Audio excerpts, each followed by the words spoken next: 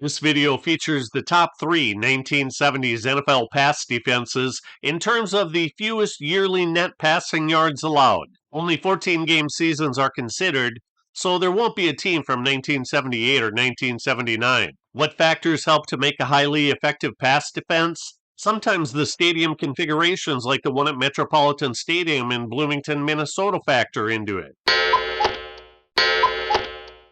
Most of the time, however, it's a ferocious pass rush like Carl Eller's.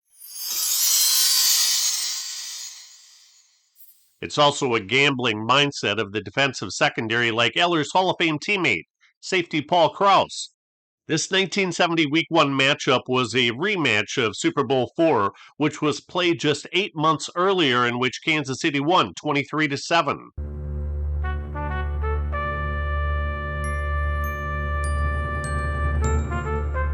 Vikings were very hard to run against. They only gave up 4 rushing touchdowns in the regular season.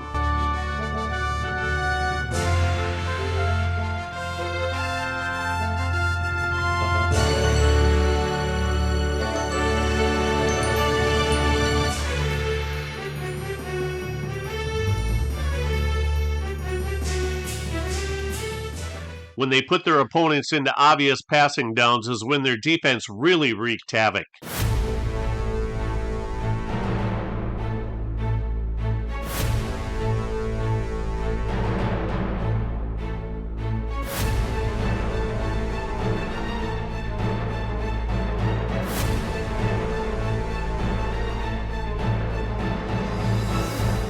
Defensive end Carl Eller had a team-high 13 quarterback sacks, made first-team All-Pro, and finished 5th in the NFL MVP vote. Nicknamed Moose, Eller was 6 foot 6 inches tall and lightning quick.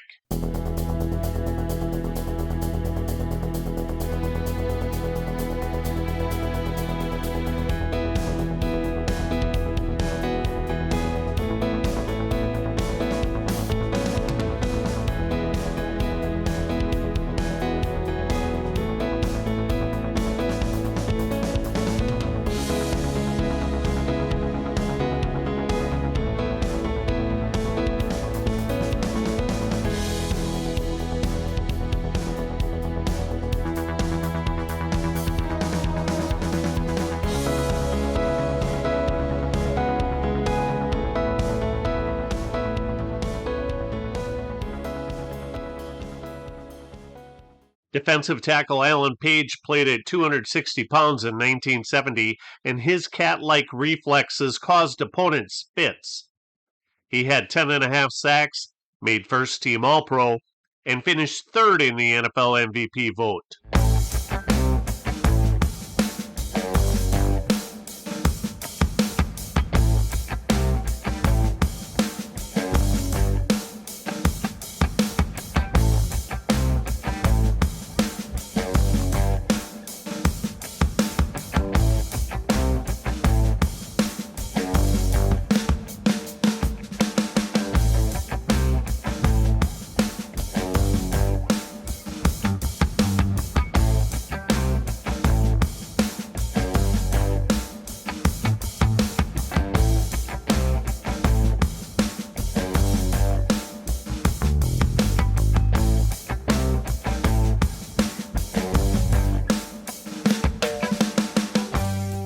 Vikings defense allowed an average of only 103 passing yards per game, the 3rd least total from 1970 through 1977.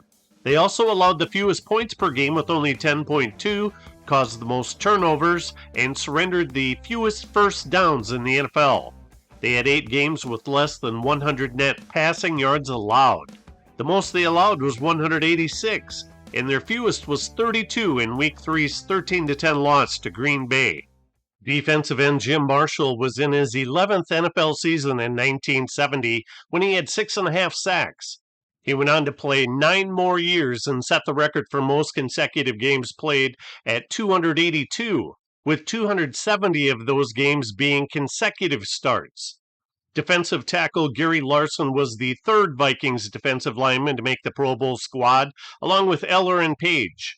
Larson added 6 sacks to the Vikings' starting front for a total of 36, an average of 9 per player. The Vikings' defensive line coach was Jack Patera, who had become the Seattle Seahawks' inaugural head coach in 1976 and coached them for 6 full seasons and 2 games of the strike-shortened 1982 season. The Vikings' defensive back coach was Neil Armstrong, and he became the Bears' head coach in 1978, a post that he held through the 1981 season. The Vikings' defensive coordinator was Bob Hollway, and he was the Cardinals' head coach in 1971 and 1972.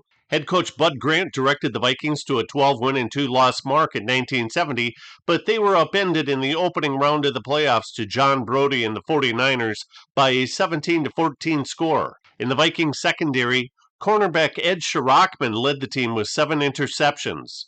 Jimmy Johnson, Roger Worley, and Mel Renfro beat him out for NFC Pro Bowl team nomination.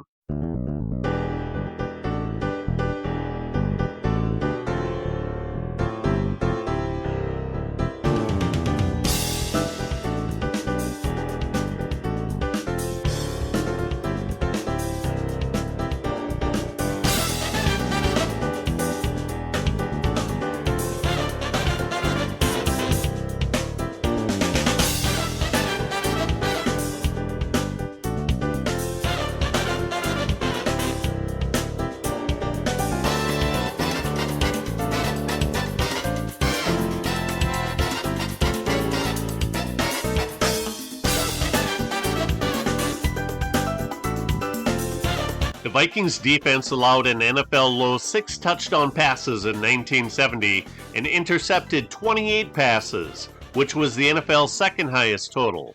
Free safety Paul Krause pilfered 6 passes, yet he too was snubbed for NFC Pro Bowl honors. Larry Wilson and Willie Wood were named instead.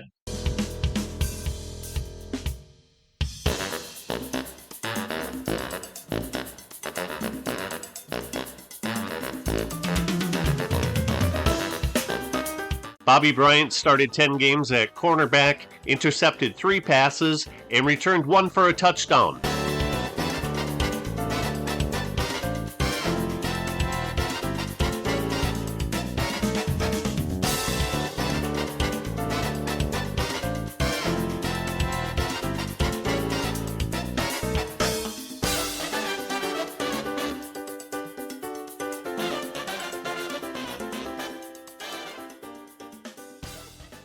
Strong safety Carl Kosalki was a brilliant all-around player, and he was the only member of the secondary to make the NFC Pro Bowl team.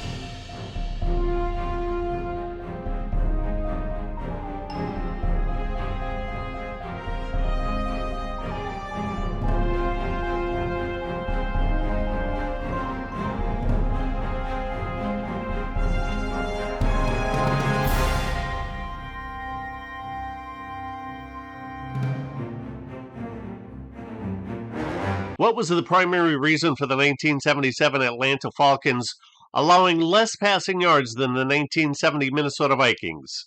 The answer is the added dimension of blitzing frequency. The Grits Blitz, as the Falcons' defense was nicknamed, had as their defensive backs coach Jerry Glanville, his first year in that capacity. The man in black was the Falcons' head coach from 1990 through 1993. Head coach Lehman Bennett's defense only gave up 9.2 points per game in 1977, only surrendered 150 or more net passing yards twice, and had 7 games yielding less than 100 net passing yards, with games of 35, 33, 25, and 16. Outside linebacker Greg Brzezina had 5.5 sacks, which was the fourth most by a linebacker in 1977. The team had 42 sacks, which was the sixth most. Defensive end Claude Humphrey had 9.5 sacks, and he made second-team All-Pro.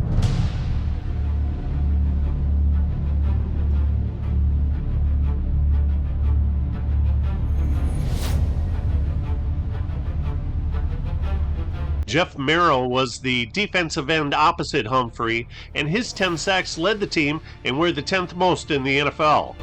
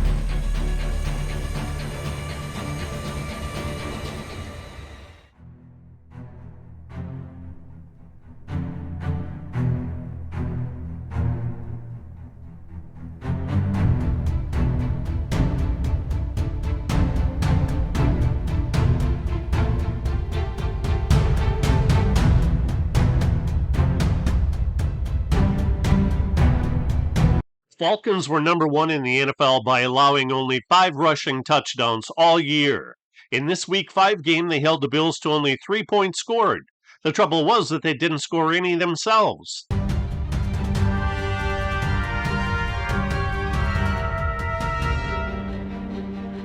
Quarterback Roland Lawrence intercepted 7 passes and made first-team All-Pro.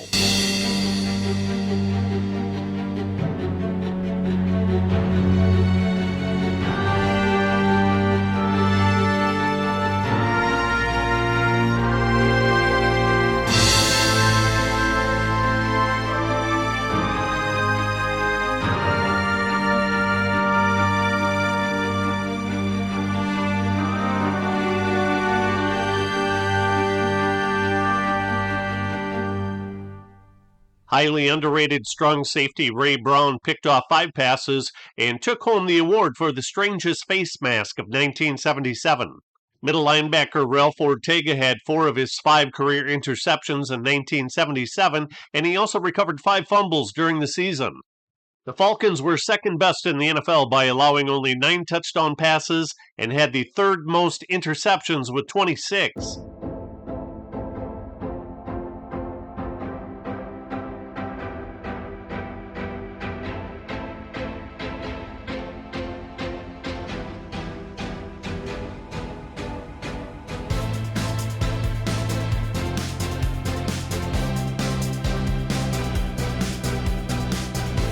Did special teams trick plays work on Atlanta? Forget about it.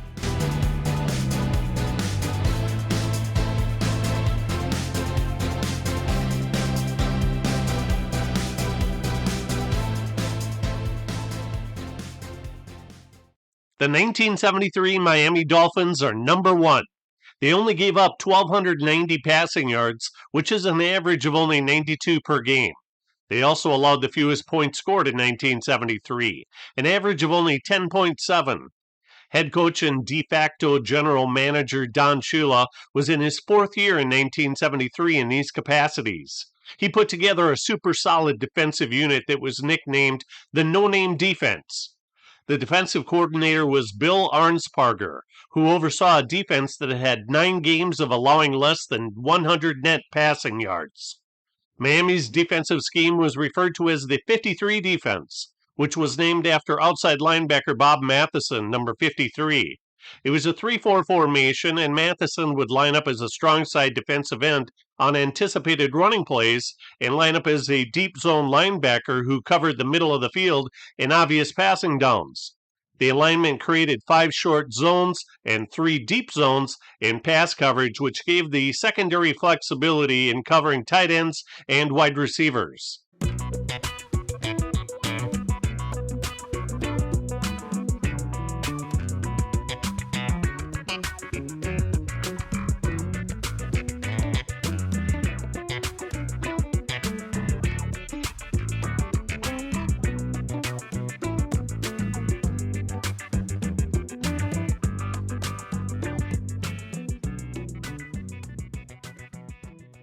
Number 51 is Larry Ball.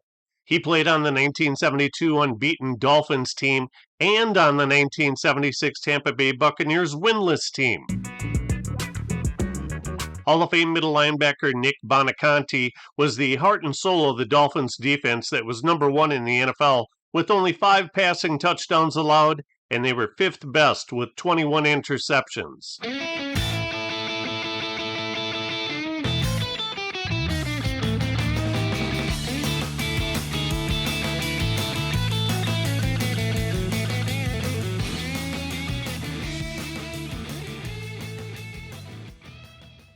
In Week 6 against the Bills, Miami kept O.J. Simpson to a season-low 55 rushing yards on 14 carries. In the other 13 games of the 1973 season, O.J. averaged 150 rushing yards. The Dolphins allowed only 76 total net yards of offense, with only 1 net passing yard. The Dolphins totally shut down opposing teams' rushing games, put them into obvious passing downs, then punished their quarterbacks.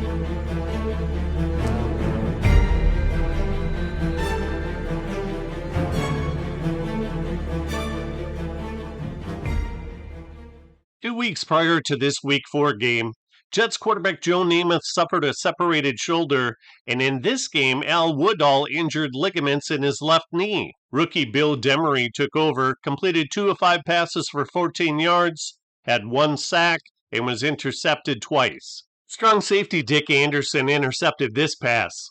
His 8 interceptions led the NFL, and he made first-team All-Pro and won the NFL Defensive Player of the Year award. Free safety Jake Scott, like Anderson, made first-team All-Pro. This was the second of 4 consecutive seasons that he made either first or second-team All-Pro. He never missed a start in his 6-year Dolphins career, in which he intercepted 35 passes and made 5 Pro Bowl teams.